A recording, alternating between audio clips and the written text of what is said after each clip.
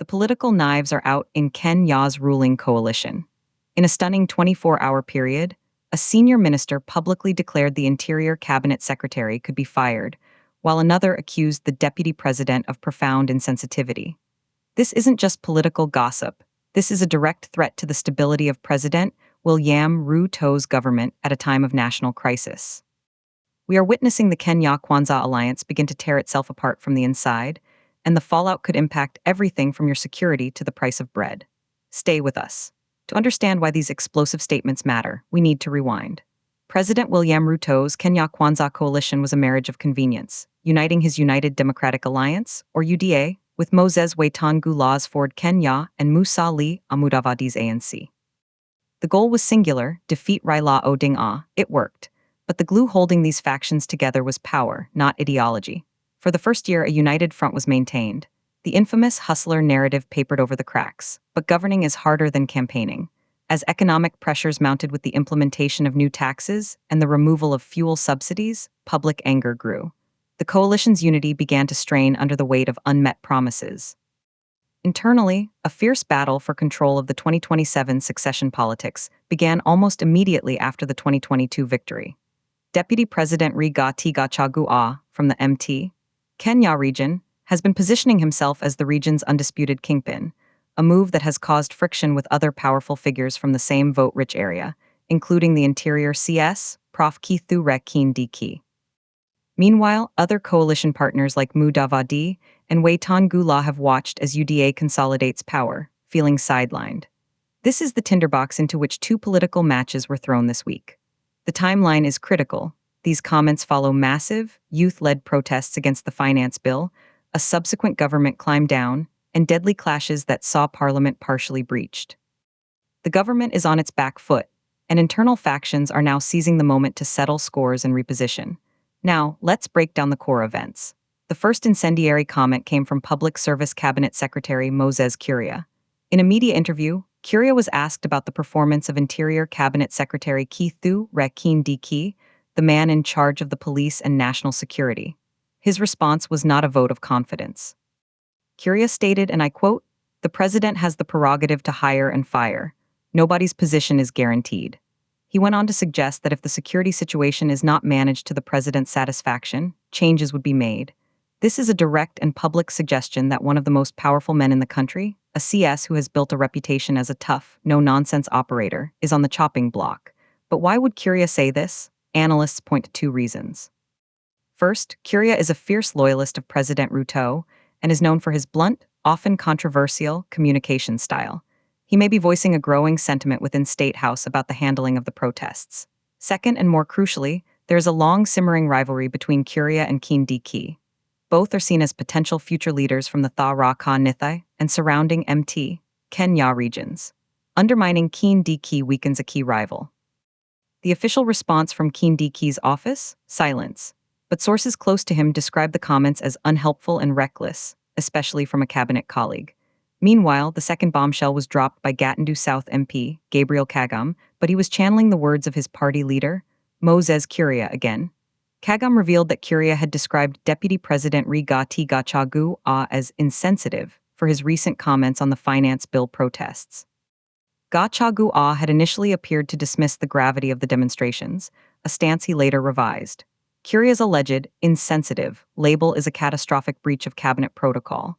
It represents an open attack on the deputy president, the second in command, from a sitting CS. This isn't a backbench MP shooting from the hip. This is a senior government minister fundamentally questioning the judgment and empathy of his own deputy president. The perspectives on this crisis are fracturing along coalition fault lines. From the deputy president's camp, the reaction to Kuria's broadsides has been one of cold fury. Allies of DP Gachagua see this as a coordinated attempt by a kitchen cabinet around President Ruto to isolate him and diminish his influence. They argue Kuria is doing the bidding of others who want to see Gachagua weakened ahead of 2027. They point out that Kuria's own political base is limited and question his authority to critique a nationally elected DP. The perspective from Ford Kenya and ANC, the other Kenya-Kwanzaa partners, is one of deep concern and quiet calculation. Privately, officials from these parties tell us this public infighting, validates their fears of UDA's dominance and internal chaos. They are watching to see if President Ruto will discipline Curia. If he doesn't, it signals that attacking the DP is tolerated, which changes the entire power dynamic. The opposition, Azimiola Umoja, is of course seizing on this. Raila Oding Ah's spokespeople have called the government a circus of confused leaders who are fighting for seats on a sinking ship. They argue this proves Kenya Kwanza has no coherent plan to address the cost of living crisis and is only focused on internal power struggles. The international reaction, particularly from diplomatic circles and investors, is one of heightened anxiety. Kenya is seen as an anchor of stability in a volatile region. Public cabinet-level discord, especially targeting the security chief and deputy president, raises red flags about governance and policy consistency. For markets, political instability translates to risk, which can affect the shilling's stability and the cost of borrowing for the nation. The deeper implication here is the normalization of public disrespect within the executive. If a CS can openly speculate on a colleague's firing and label the DP insensitive without consequence, it destroys any notion of collective responsibility. It turns the cabinet into a forum of competing individuals, not a team implementing a shared vision. This makes decisive governance on complex issues like the economy and security nearly impossible. So, how does this political drama affect you, the ordinary Kenyan? The impacts are direct and severe. First, on security. The Interior CS is the commander of the police. Public speculation about his job security creates uncertainty in the security chain of command. Officers may become hesitant, waiting to see which way the political wind blows before acting decisively. In a period of heightened social tension, this ambiguity is dangerous. It can lead to either an overreaction or an underreaction in future protests, both with potentially tragic outcomes. Second, on economic policy. This infighting freezes critical decision-making. When cabinet members are at war, they are not collaborating on solutions to the high cost of living, unemployment, or debt management. The much-needed bipartisan approach to economic recovery becomes a fantasy. Investors, both local and foreign, hold back on commitments, waiting for political clarity. This means no new jobs, stalled projects, and continued economic pain for households. Third, on national unity. When the top leadership is engaged in public spats, it filters down. It fuels ethnic and regional polarization as politicians retreat to their tribal bases for support. The narrative shifts from, how do we fix Kenya, to us versus them within the very government. This social fragmentation makes it harder to build consensus on any national issue. For the Mama Mboga, the Boda Boda writer, the university graduate, this political noise translates to a continued and likely worsening daily struggle.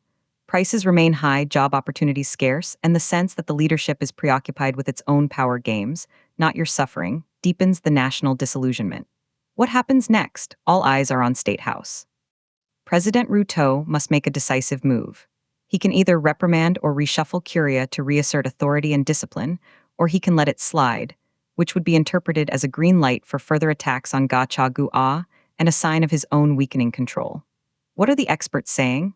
Political analyst Dr. Herman Maniora tells us, this is the predictable unraveling of a coalition built on expediency. Kenya Kwanza never did the hard work of building a shared ideology. What we are seeing is the start of a vicious pre-succession battle, and the tragedy is it's happening while the country is in economic distress. He compares it to the later years of the Jubilee administration, where the public handshake between Kenyatta and Oding Ah masked a devastating internal war between Ruto and Kenyatta loyalists that paralyzed government. Governance expert Prof. Macharia Munning warns of the institutional damage. When the line between a cabinet minister and a political hatchet man blurs, the civil service and security apparatus are politicized. Efficiency collapses. We are entering a phase of competitive undermining within the executive. Regarding predictions, most analysts we spoke to believe a cabinet reshuffle in the next 60 days is now inevitable. The question is its scale. Will it be a minor adjustment to placate factions, or a major reconstruction to remove irritants and rebalance power? Some forecasts are even darker, suggesting that if this internal warfare continues, it could lead to a premature collapse of the coalition, forcing Ruto to rely on a fragile minority in parliament, making governance utterly gridlocked. The only consensus among experts is that the stability of the Ruto administration has been severely compromised, and the path to 2027 will be paved with unprecedented internal conflict.